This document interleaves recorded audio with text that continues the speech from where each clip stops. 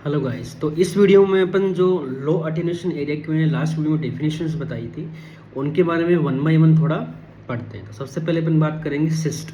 Cyst मैंने क्या बताया था आपको, जैसे स्मॉल स्ट्रक्चर कितनी less than 1 centimetre, usually less than 1 centimetre, तो बड़ी भी हो सकती है, usually less than 1 centimetre, surrounded by parenchyma, लेकिन एम्फाइसीमा नहीं होना चाहिए। Wall thickness 1 to 3 mm, 3 mm 4 mm maximum, 4 mm से ऊपर थिकनेस नहीं होगी, फिर वो कैविटी की बात की जाएगी उसके बाद में। तो सबसे पहले सिस्ट की अपन बात कर रहे हैं। सिस्ट के कॉजेज की अपन बात करें तो मेनली जो कॉजेज होते हैं वो इंटरस्टिशियल डिजीज ही मेनली कॉजेज होती है, ठीक है। तो सबसे पहले आप लिखिए PLCH, पल्मोनरी लैंगरहैंस हिस्टियोसाइटोसिस। दूसरा LAM, लैम, लिम्फेंजियोमायोमेटोसिस। तीसरा LIP, lymphocytic interstitial pneumonia. Next लिखिए DIP, desquamative interstitial pneumonia. PCP, pneumocystis carinii pneumonia. इसके अलावा सार्कोडोसिस और न्यूरोफाइब्रोमेटोसिस के अंदर भी सिस्ट मिल सकती है। तो ये सब क्या हो गई, interstitial lung diseases. Other than interstitial lung disease के एग्जांपल क्या आप लिख सकते हैं, ट्रोमेटिक, तो cyst can be traumatic. Next जो कॉमन आप होती है जैसे हाइडेटिस सिस्ट जिसको आप बोलते हैं, वो भी जैसे सिस्ट यहाँ पे प्रेजेंट कर सकती है। लास्ट है congenital cystic lung disease, congenital cystic lung disease. उसके अंदर आप एग्जांपल लिखिए, पहला ब्रोंकोजेनिक सिस्ट, दूसरा लिखिए पल्मोनरी सिक्वेस्ट्रेशन, और तीसरा लिखिए congenital pulmonary airway malformation, not adenoid, not adenomatoid malformation, वो अलग होता है। यहाँ पे कंजेनिटल पल्मोनरी एयरवे मालफॉर्मेशन, ठीक है। तो कंजेनिटल सिस्टिक लंग डिजीज के अंदर 3, bronchogenic cyst, pulmonary sequestration and congenital pulmonary airway malformation. अब थोड़ा सा हम डिजीज को, कुछ डिजीज को अपन वन यहाँ पे वन बाय वन देखते हैं, ठीक है। तो फर्स्ट अपन देख रहे हैं PLCH, पल्मोनरी लैंगरहैंसियल हिस्टियोसाइटोसिस, ठीक है। तो अर्ली स्टेज, ये एक CT मैंने दिखाया, अर्ली स्टेज का दिखाया, ये लेटेस्ट स्टेज का यहाँ पे CT दिखाया है। तो अर्ली स्टेज में आप नहीं भी पहचान पाओ, लेकिन लेटेस्ट स्टेज में ही यहाँ पे मेनली आप पहचान पाते हो कि ये सिस्टिक लंग डिजीज के अंदर आएगा। तो अर्ली स्टेज के अंदर तो यहाँ पे आपको दिख रहे होंगे नोडुलर पैटर्न है, प्रीडोमिनेंट नोडुलर पैटर्न, रेटिकुलर है साथ में, लेकिन प्रीडोमिनेंटली नोडुलर पैटर्न है, और वो भी कौन से, सेंट्री नोडुलर, यहाँ पे सेप्टा या जो फिशर है उसके आसपास नहीं है, mainly centrilobular nodular pattern मिलते हैं। तो यहाँ पे आपको small irregular centrilobular nodules आपको मिलते हैं all over the lung field, ठीक है। लेटेस्ट स्टेज की बात करूं, लेटेस्ट स्टेज के अंदर यहाँ पे सिस्ट मिलती है, तो यहाँ पे बिजार शेप सिस्ट, एक ये वर्ड आपको याद रखना है, बिजार शेप्ड, मतलब जिसकी कोई शेप नहीं है, अलग अलग शेप की सिस्ट होती है, यूनिफॉर्मिटी, कोई यूनिफॉर्मिटी यहाँ पे नहीं होती, ठीक है। यही डिफरेंस है LIP और PLCH में। मैं बात करूंगा नेक्स्ट LIP बताऊंगा हम, वहाँ पे यूनिफॉर्म सिस्ट होती है, यहाँ पे बिजार शेप सिस्ट है। और यहाँ पे जो प्रीडोमिनेंस होता है वो अपर लोब और मिड लोब में होता है। ये देखिए अपर लोब है, यहाँ जस्ट बाइफर्केशन हुआ है, कराइना है यहाँ पे, तो ये अपर लोब से, अपर लोब के अंदर मेनली ये प्रीडोमिनेंस होता है। यहाँ पे रिकरेंट पेशेंट आपसे कैसे प्रेजेंट करेंगे, रिकरेंट न्यूमोथोरेक्स, न्यूमोथोरेक्स होगा तो आप एक्सरे कराओगे, एक्सरे में कुछ लगेगा आपको कि बहुत सारे बुल्ला बने हुए हैं या कुछ सिस्टिक टाइप दिखेगा, तो आप CT कराओगे, CT कराओगे तो आपको bilateral multiple bizarre shape cyst आपको दिखती है, एसोसिएटेड विद, इसमें GGO साथ में हो सकता है। ये देखिए यहाँ पे GGO आपको दिख रहा होगा, साथ में ये रेटिकुलेशन आपको दिख रहे हैं, साथ में सेप्टल थिकनिंग आपको दिख रही है, रेटिकुलेशन भी आपको साथ में दिख रहा है। तो साथ में आपको मोज़ेक पैटर्न, एम्फाइसीमा, ये भी मिल सकता है, ठीक है।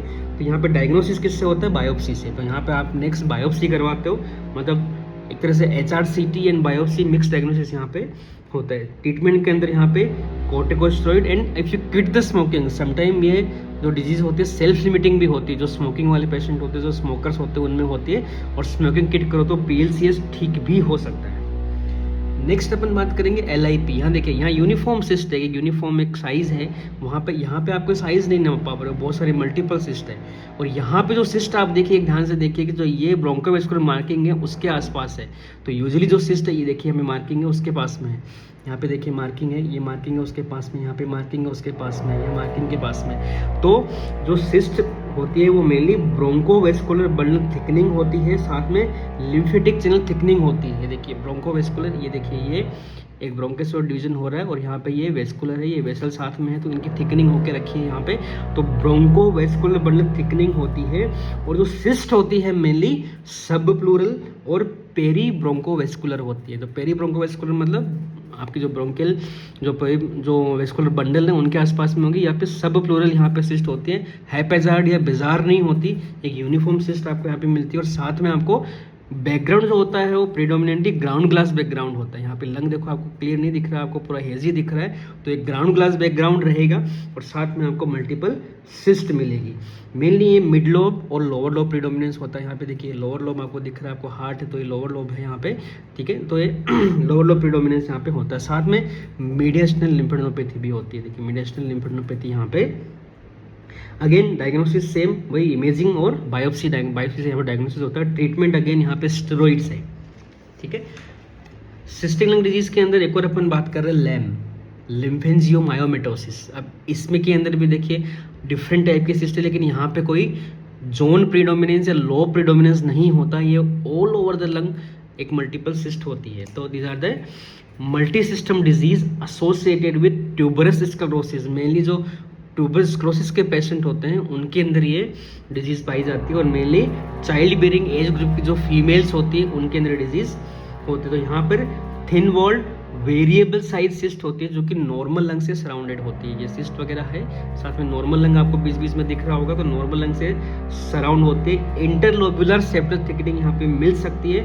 तो पेशेंट कैसे प्रेजेंट करता है आपसे, अगेन रिकरेंट न्यूमोथोरेक्स के साथ में, लेकिन साथ ही यहाँ पे डायलेटेड थोरेसिक डक्ट होती है, और यहाँ पे इफ्यूजन यदि मिला आपको तो वो एज ए काइलोथोरेक्स मिल सकता है, क्योंकि यहाँ पे थोरेसिक डक्ट अफेक्ट होती है साथ में, तो काइलोथोरेक्स मेनली यहाँ पे आपको मिलता है।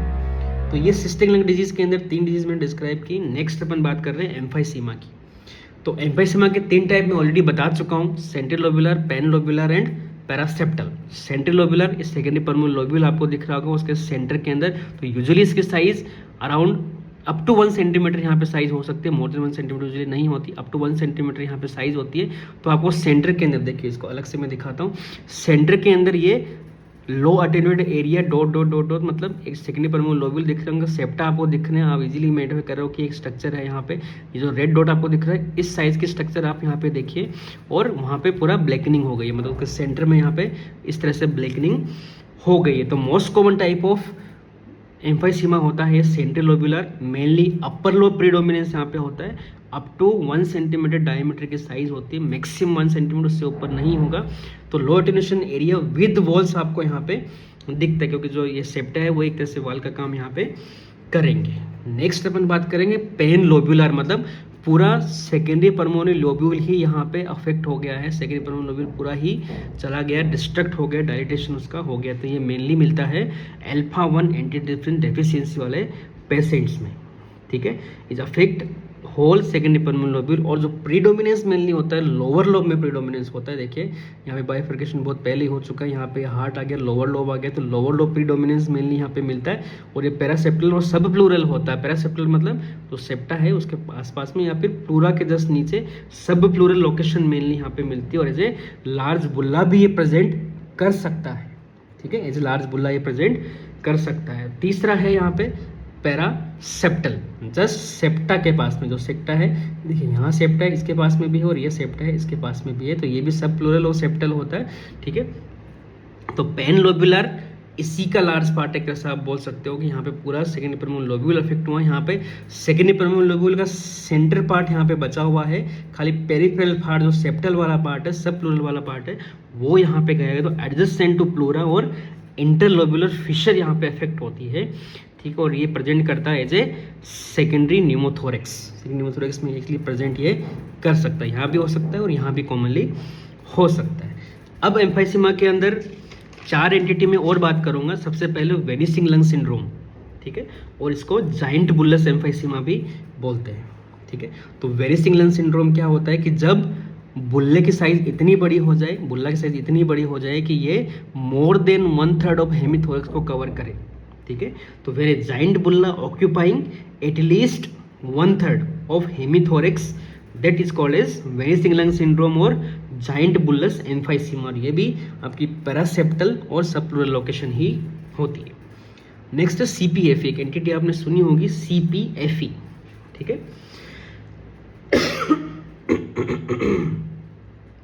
Combined pulmonary fibrosis and emphysema, CPFE combined pulmonary fibrosis and emphysema. अब यहाँ पे अच्छे से आप इसको समझना, कंसिस्टेंट ऑफ यूआईपी और NSIP pattern with emphysema. Combined का मतलब क्या होगा, this is the consistence with UIP और NSIP pattern with emphysema mostly present in smokers, ठीक है। और पैटर्न कैसा होगा, जो आपका पैरासेप्टल या फिर central lobular, mainly panlobular emphysema यहाँ नहीं होगा, आइदर सेंट्रल लोबुलर होगा, आइदर पैरासेप्टल होगा, मेनली अपर जोन में। ये देखिए यहाँ पे ट्रेकिया आपको दिख रही है, तो ये अपर लोब है, तो अपर जोन के अंदर ये पैरासेप्टल एम्फाइसीमा आपको मिल रहा है, कहीं कहीं सेंट्रल लोबुलर एम्फाइसीमा भी आपको मिल रहा है। लेकिन जो फाइब्रोसिस वाला पार्ट है, जो यूआईपी, आपको पता है यूआईपी मेनली बेजल एरियाज में होता है, एनएसआईपी भी बेजल एरियाज में मेनली होता है, लेकिन वहाँ पे सबक्यूलर स्पेयरिंग होती है। आगे और बात करेंगे इस बारे में। तो एनएसआईपी वाला जो फाइब्रोटिक वाला पैटर्न देखिए, ये हनी कुम्बिंग आपको यहाँ पे दिख रही है, यूआईपी पैटर्न आपको दिख रहा है, तो ये यहाँ पे हार्ट है, ऑलरेडी हार्ट पूरा कंप्लीट चुका, तो ये यहाँ पे लीवर आने लग गया, मतलब ये लोअर लोब है, तो ये लोअर जोन या लोअर लोब को मेनली इफेक्ट करता है। तो यहाँ पर लोब के अंदर आपको एम्फाइसीमा रहेगा और लोअर लोब के अंदर आपको यूआईपी पैटर्न रहेगा। तो ये दोनों डिजीज एक साथ प्रेजेंट कर रही है, इसको अपन ने क्या बोला, CPFE, combined pulmonary fibrosis and emphysema. Next है congenital lobar emphysema. Congenital lobar emphysema मतलब बाय बर्थ बच्चे को ऐसा होगा। तो यहाँ पे कैसे याद रखना है इसको, this is the progressive hyper inflation of one or more lobe of in neonatal lung. Progressive hyper inflation of one or more lobe of a neonatal lung, ठीक है। एक बच्चा है जो भी पैदा हुआ है, लेकिन साथ में जब उसको सांस की एसओबी वगैरह रहेगी, दिक्कत रहेगी, वो ऑक्सीजन डिपेंडेंट भी रह सकता है। उसके बाद धीरे धीरे आप जब सीरियल एक्सरे सीटी उसके होते हैं, तो ये साइज बढ़ती जाती है। देखिए लेफ्ट साइड का जो अपर लोब मेनली है वो बढ़ गया, और साथ में इतना बढ़ गया कि वो हर्निएट हो गया है, मीडियस्टम शिफ्ट यहाँ पे हो गई है, राइट वाला जो लंग है वो कंप्रेस हो चुका है, यहाँ पे कोलेप्स हो गया है, और ये हर्निएट हो गया है, इतना बड़ा। देखिए यहाँ पे इसी का सीटी है, यहाँ पे इतना, तो इसको अपन ने क्या बोला, कंजेनाइटल लोबार एम्फाइसीमा। तो लोकेशन की मैच कॉमन बात करें तो मोस्ट कॉमन जो होता है वो लेफ्ट अपर लोब होता है, second most common right middle lobe, और third most common is right upper lobe. तो मेनली लेफ्ट अपर लोब यहाँ पे अफेक्ट होता है। तो this is the hyperlucent hyper extended lobe with paucity of vessels. Vessels आपको बहुत कम दिखाई देती है, तो ये लोब वाला, ये वाला पार्ट पूरा लगभग आपको हाइपरल्यूसेंट मतलब ब्लैक दिखाई देगा।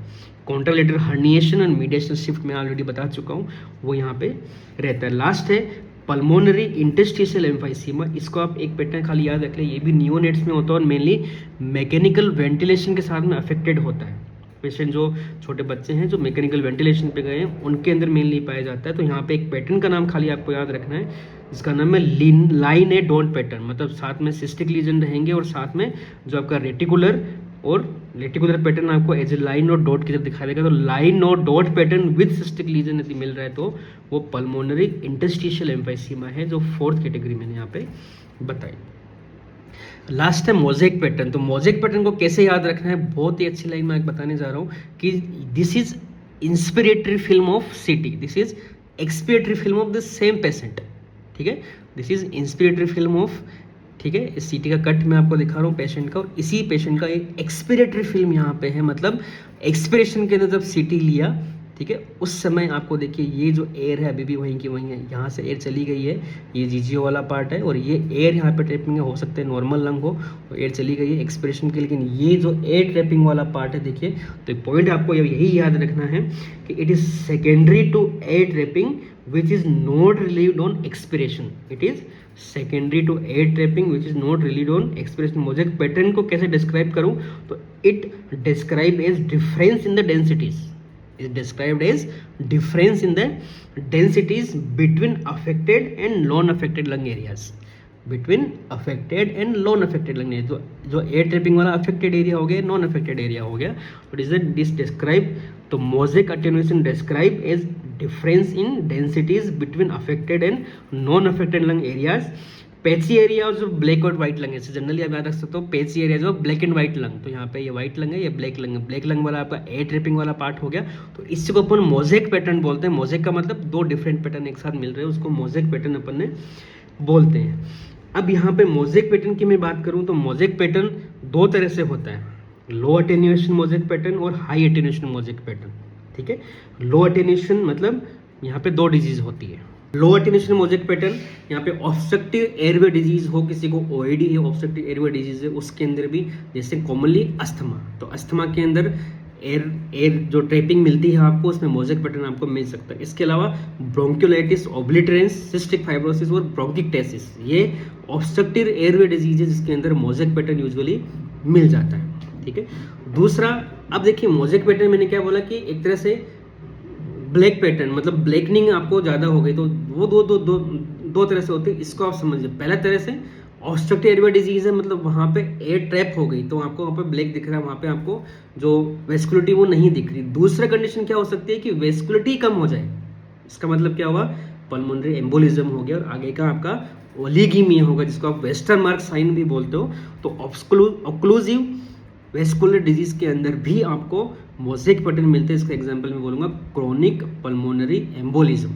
ठीक है, पल्मोनरी एम्बोलिज्म क्रोनिक को, उसके अगला पार्ट ओलिगीमिया हो गया, तो वहाँ पे वेस्कुलरिटी कम होगी, तो रिलेटिवली आपको वो पार्ट ब्लैक दिखता है, लेकिन वहाँ पे एक्सपिरेशन के अंदर आपको ब्लैक नहीं दिखेगा, नॉर्मली वो ब्लैक आपको दिखेगा। तो मोजेक पैटर्न आपको वहाँ पे मिल सकता है, क्योंकि पास वाला पार्ट जीजीओ हो सकता है, इन्फेक्शन हो गया तो पास वाला पार्ट आगे जीजीओ हो जाएगा पहले, तो वेस्टर्न मार्क साइन यहाँ पे हम डिस्क्राइब करते हो। तो next high attenuation type of mosaic pattern, मतलब क्या हुआ, नॉर्मल लंग साथ में जीजीओ आ गया, तो जो नॉर्मल वाला लंग है वो जीजीओ से आपको अब ब्लैक दिखाई देगा, तो वो उस कंडीशन में आपको एसोसिएटेड विद जीजीओ यदि है, तो एक तरफ जीजीओ और एक तरफ आपको नॉर्मल लंग भी आपको अब उस जीजीओ की बजाय ब्लैक दिखाई देगा, तो वो एक तरह का मोजेक पैटर्न आपको मिलता है, वो मिलता है एचपी में।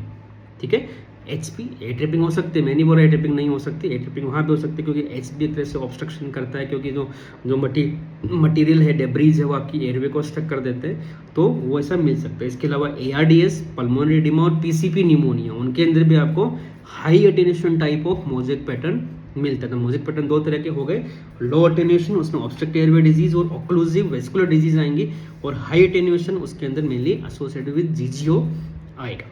तो these are the low attenuation lesions. ठीक है।